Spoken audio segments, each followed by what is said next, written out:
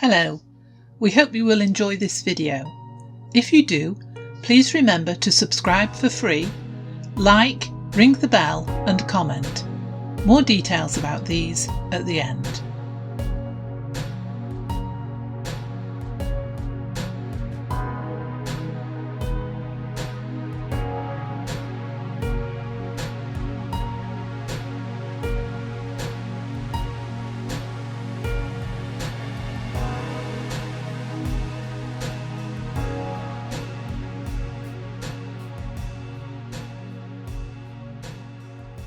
BirdWatch 2024 Bird Group Names.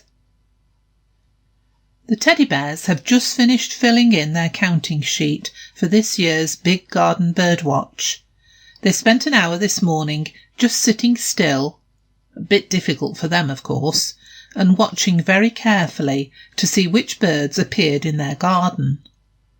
Luckily, all their preparation from the previous week meant that they didn't have very much more to do before they sat down in front of the biggest window in the house.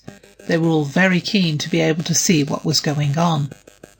They had already checked there was enough food in the bird feeders, and the bird bath didn't have ice on it and was full to the brim with fresh, clean water.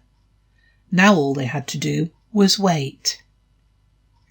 It wasn't long before some of them started to get a little restless.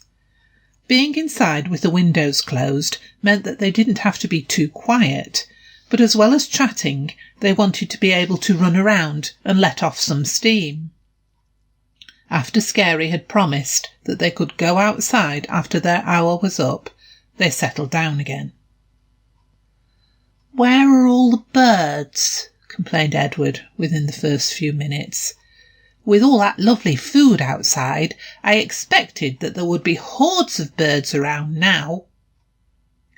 "Actually," said Bubbles, "big groups of birds aren't referred to as hordes. Would you like to know some of the interesting group names of different birds, though?" The bears were always very interested in fun facts, so they encouraged Bubbles to continue. "Well," Bubbles began, "you probably already know that a group of flying geese is called a skein, or V, because a folded back hank, or skein of wool, looks like the V shape they fly in. But they don't fly in that shape just because they like the letter, but because it helps them to fly just behind and to the side of their friends in front, so they can benefit from their slipstream, which means they don't have to put so much effort into their flying." "That doesn't seem to be very fair on the geese flying at the front," said Lizzie sadly. "Oh, it's quite all right," replied Bubbles, quickly cheering her up. "They take it in turns to be the one in front." "That's all right then," said Lizzie, pleased that the geese were sharing the hard work. "What other bird groups do you know?" Edward asked, intrigued now. "Some birds have lots of different group names, depending what part of the country you live in," Bubbles explained. "But some that I know are a charm of goldfinches, a wisdom of owls, a quilt of eider ducks, a quarrel of sparrows, and a mischief of magpies." "I can see why the goldfinches are called a charm," said Richard. "They are very charming little birds." "Yes," said Henry, "and a quarrel of sparrows is appropriate, because their chirping makes them sound as if they are all quarrelling with each other all the time." Everyone laughed. It did seem that the group names were usually quite fitting. "The feathers from eider ducks are quite often used in making quilt fillings," explained Bubbles. "You've all heard of eider downs that you have on your beds to keep you warm at night." "But why is a group of magpies known as a mischief?" Vicky asked quietly. "Are they very naughty birds?" "No, it's because in the olden days," Bubbles answered, "it was believed that the number of magpies seen could bring either good or bad luck, depending upon whether they were up to mischief or not." One magpie was considered to be bad luck, and people would offset this by greeting it as Mr. Magpie and asking how Mrs. Magpie was. There is a rhyme you can learn about what different numbers of magpies mean when you see them. Would you like to hear it? Oh, yes, please, said all the bears together. OK, here we go, Bubbles responded, and continued in a sing-song voice.